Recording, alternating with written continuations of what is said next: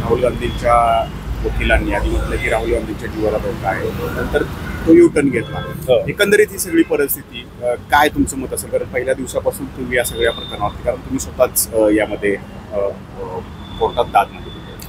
काल आम्ही न्यायालयात गेलो होतो। पहिल्यांदा तर त्यांनी जो 29 जुलैला जो एक अर्ज दिला होता की मी न्यायालयाचा अवमान केलेला आहे, मी कुठल्याही प्रकारचे डिजिटल पुरावे दिलेले नाहीत, तर त्याच्यावर आम्ही आमचा से दिलेला आहे आणि त्यांना जे पुरावे लागणार होते गरजेचे ते CD पेन ड्राईव्ह हे पुन्हा एकदा न्यायालयाच्या समोर आणून न्यायालयाच्या असं निदर्शनास आणून दिलेलं आहे की एक त्यांचा जो अर्ज होता तो हे सगळे आधी पुरावे स्वीकारल्याचा होता, त्याच्यानंतर त्यांना पेनड्राईव्ह दिला होता, त्यांनी तो पेनड्राईव्ह परत दिला, त्याच्यात त्यांनी असं म्हणलं की ह्याच्यात व्हायरस असतील, तर त्यांनी आधी पुरावे घेतले, ते नाकारले आणि परत ते माझ्या विरोधात न्यायालयाचा अवमान केला म्हणून त्यांनी अर्ज दाखल केला। तर हा विरोधाभास आम्ही न्यायालयाच्या निदर्शनाला आणून दिलेला आहे। त्याच्यानंतर त्यांनी 2 प्रकारची पुरसीस, ज्याला पुरवणीपत्र म्हणतात, अशी दाखल केली। पहिल्या ह्याच्यात ते म्हणलं होतं त्यांनी की माझ्या जीवाला धोका आहे कारण का मी गोडसेंचा वंशज आहे, म्हणजे नथुराम गोडसे, गोपाळ गोडसे यांना महात्मा गांधींच्या हत्येत शिक्षा झाली होती। माझी आई हिमानी ही त्यांची मुलगी गोपाळ गोडसेंची आणि त्यांचा मी मुलगा, असा संबंध त्यांनी लावला। खरं तर याची काही आवश्यकता नव्हती।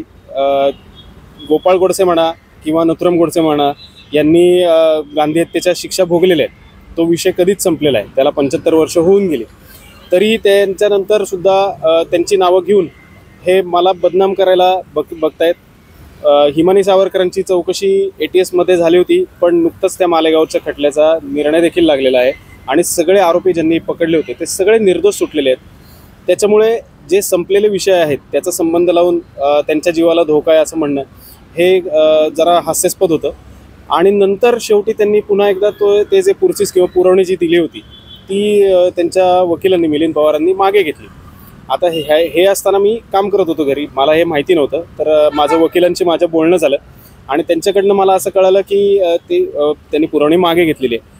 आणि मग मी चर्चा करताना असं मला कळलं की असं कुठलाही जो प्रकार असतो माघार वगैरे घेणं, हा अतिशय अपरिपक्वपणाचं लक्षण आहे आणि याच्या आता पडद्यामागे हालचाली काय झाल्या हे नेमकं ठाऊक नाही, पण न्यायालयानेच राहुल गांधींना या खटल्यातून पुण्यात तुम्ही उपस्थित राहायला नाही तरी चालेल असं स्पष्ट सूचना दिली होती मागेच।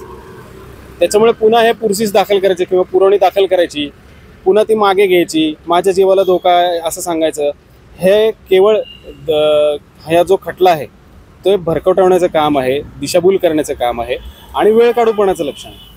एवढंच मी तुम्हाला सांगू। ABP माझा, उघडा डोळे बघा नीट।